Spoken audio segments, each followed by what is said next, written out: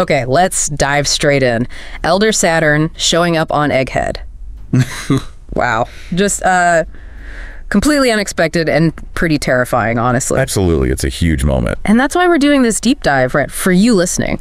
You want the shortcut, the key info on Saturn's powers, what it means for Bonnie, who's in, well, a really bad spot. Yeah, serious trouble. We've got this great fan analysis piece. Plus, we know an upcoming episode hits Kuma's past and, you know, Bonnie's current danger. Exactly. So we're pulling out the essentials for you. No need to wade through everything yourself. What are the absolute need to knows about his devil fruit, his abilities? And how it connects to Bonnie, Kuma, yeah, the whole picture. Let's start with just the look of him, that visual. The analysis we're using really focuses on the difference between the manga and the anime at first. Right, that purple sash thing in the anime. That got people talking. It really did. Because the manga felt darker, right? Yeah. Less defined. Then boom, anime hits, bright purple. Yeah, quite a shift. And thankfully, the analysis kind of brushes past some early weird theories about gender and stuff. Good. And focuses on something more interesting.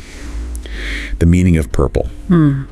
Power, maybe poison. Oh, that's interesting. Like a warning sign. Exactly. The analysis points to nature, you know. Venomous creatures often have these super vibrant colors, purple included. It's a visual shorthand for danger. And that ties straight into his powers, doesn't it? The poison stuff. Perfectly. And his devil food confirmed mythical zone, the Ushioni, or Guki, a yokai. Okay, but wait. Mythical zones. Like Luffy, Yamato. Didn't people expect it like a white sash or something lighter? Yeah, that was a common thought. But the analysis clarifies that Luffy's isn't really white. It's more like translucent steam, part of the Gear 5 effect. Ah, okay. So it's not a hard rule. Seems not. I mean, look at Lucci and Kaku. Their awakened zone and sashes are black. Kaido's dragon form had flames. Yamato's was blue-white. Right, so different characters, different looks. Exactly. The analysis suggests it's probably just the author's choice for each one. Artistic license. Gotcha. Okay, now the transformation itself, the magic circle, the Abbott circle. That whole phantom entrance was weird. Very strange. And the analysis makes a strong case that the art style kind of distorted almost. Yeah. Off model in the anime. That might actually be on purpose. On purpose? How so? Well, the theory connects it to Gear 5.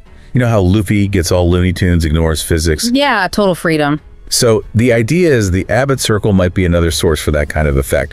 Not stretching, maybe, but a way to break the rules of a normal body. Huh. Explaining the ghost-like appearance? And maybe how his legs move? Possibly. Like those spider legs, moving almost like octopus tentacles. Less about bones and joints, more fluid. A free body, the analysis calls it. Okay. And the theory even suggests his hybrid form isn't quite real, like a replica. Yeah, the simulated form. That can explain why it looks a bit less refined than his human form, which is described as very handsome and sharp. Right, if it's like a phantom construct. Yeah. Regeneration makes way more sense too. It does. So connecting the dots, the Abbott circle and Gear 5, maybe they tap into a similar kind of power source, granting this freedom, this rule-breaking ability, just expressed differently. So this creepy yokai form, maybe simulated, maybe linked to Gear 5's freedom. Man. Okay, let's talk abilities. The really scary stuff. Immortality. Regeneration. That sounds bad for everyone else. It's a major factor. The analysis stresses how much he regenerates. We're talking attacks with Conqueror's Hagaki, the kind that hurt Kaido. Seriously, he just shrugs that off. Well, he seems to feel the initial hit. The analysis notes that. He takes the damage, but then just recovers. Instantly, almost. And he hasn't aged in, what, 200 years? Looks exactly the same. Ageless. Okay, back to the poison. Fits the purple theme. Lethal leg poison melts trees instantly. Yeah, instantly rots and melts them. The analysis really flags how potent this is. Like, could it even get through Sanji's defenses? Affect Luffy despite his resistance? Wow, if it's that bad, what chance does someone like Bonnie have? She's not exactly a tank. Right, and it's not just the legs. Poisonous saliva bombs. Explosive ones. Explosive, jeez. Yeah, Luffy saw it coming, warned everyone. The analysis says these things are corrosive, could wipe out powerful people if they didn't have regeneration, like Saturn seems to. This guy is a walking disaster zone, and he can fly.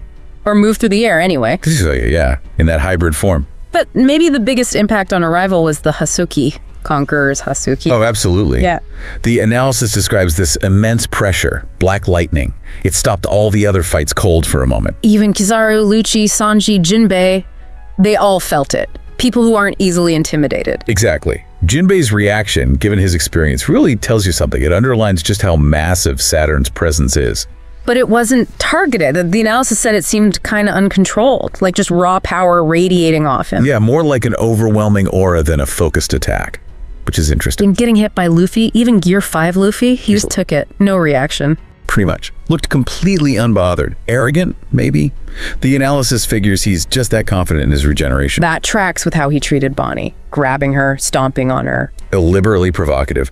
The analysis sees it as goading Kuma, trying to stall, just showing utter contempt. Yeah. Really nasty stuff. So yeah, understanding all that power. No wonder Bonnie's in such a nightmare situation. Which leads us right there. She's caught, guns on her, facing this monster. Yeah. And that triggers memories, right? Yeah. The Liberation Warrior legend, Nika, and her dad, Kuma, his past as a slave. And that upcoming episode title, Kuma's Past, A World Worse Than Death. Pretty heavy. It's clearly going to show us that horrible childhood yearning for freedom. Her situation now is almost echoing his past suffering. It's brutal. Definitely. And remember Saturn's arrival, the teleportation thing. Oh yeah. The analysis mentioned that clearer in the anime, empty room on the ship, then bam, he's on Egghead. How does he even do that? More questions about his abilities. Yeah? And maybe how all the Gorosei operated adds another layer of mystery. Connecting it big picture. The analysis brings up Cobra's death. Calls it a purging. Yeah, like the world government cleaning house. Yeah. The idea is maybe that's why the Gorosei are getting directly involved now. Things are escalating. And we still don't really know what happened with Cobra or the whole Emu connection. Still huge mysteries there. Adds to the whole feeling that things are really coming to a head. Okay, so wrapping this part up for you listening, you've got the essentials on Saturn now. Mythical Zoan, the Ushioni. That purple color likely linked to his terrifying poison powers. His insane regeneration, that overwhelming but maybe unfocused conqueror's haki.